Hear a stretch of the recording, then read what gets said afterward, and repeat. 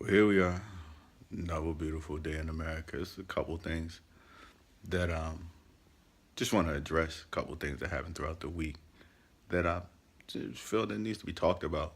Um, First thing I'll talk about is about the couple in Georgia. I believe the young lady's name was Kayla Norton and Jose Torres. And if you're not too familiar with them, pretty sure it was all over social media. It was all in the news. But the couple actually was a group of 15 of males, females driving in some pickup trucks in Georgia with the Confederate flag, um, waving them around. I think they were part of some organization called Protect the Flag or something like that. So they were driving around and driving around this county in Georgia. And what happened was there was a birthday party, a bunch of African American people, as they call it in the article. Um, Having a kid was having a birthday party. And so the Protect the Flag people, whoever they may be, decided to stop at this party since they seen them cooking out and having hot dogs and decided to change words with them. Allegedly, what was said was a couple racial slurs and some shotguns were pointed at the party. So the people at the party. Um, and racial slurs were said again. Basically said that they was going to blow the heads off of the niggers and blow the heads off the little niggers. Now, harsh words, very harsh words. Um, Police came. Anyway, what happened was, I guess they went to court and they got sentenced. So they ended up getting sentenced. I believe Jose Torres was sentenced for, I believe, 20 years. And his girlfriend, Kayla, was sentenced for roughly 15. Um, Mostly breaking down in court, crying, all upset, saying that that's not them, and so on and so forth. The crazy thing about it is it was you. It was you to say those things. I mean, obviously, if you with a group of people um, and you basically support what they were saying, because obviously you didn't stop it, and it was more or less probably you didn't think that anything was gonna come about it. You probably didn't think nothing of it at that particular time until you get caught. And obviously, the judge was not playing any games at all. Um, and what he said was perfectly, I'm sorry, correct.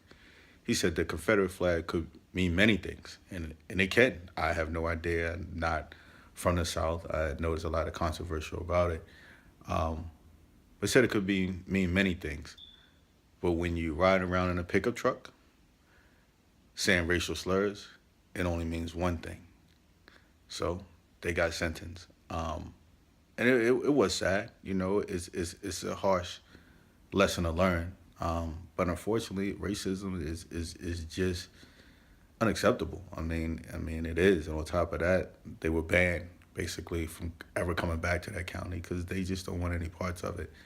Um, so that was one thing that happened that was kind of intriguing. How upset they were. I think it was more or less that they got caught.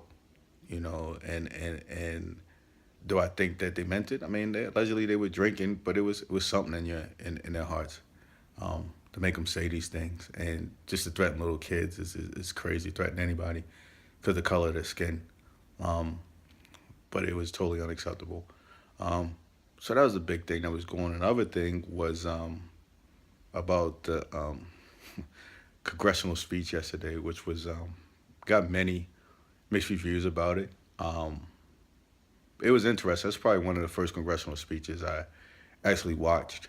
And what's interesting about it was when he came out, it was kind of like a Hail Caesar type thing, and everybody, here's President Donald Trump, and everybody stood up and so on and so forth. And he came out shaking hands, and then he went up there to introduce him again, and then he started speaking.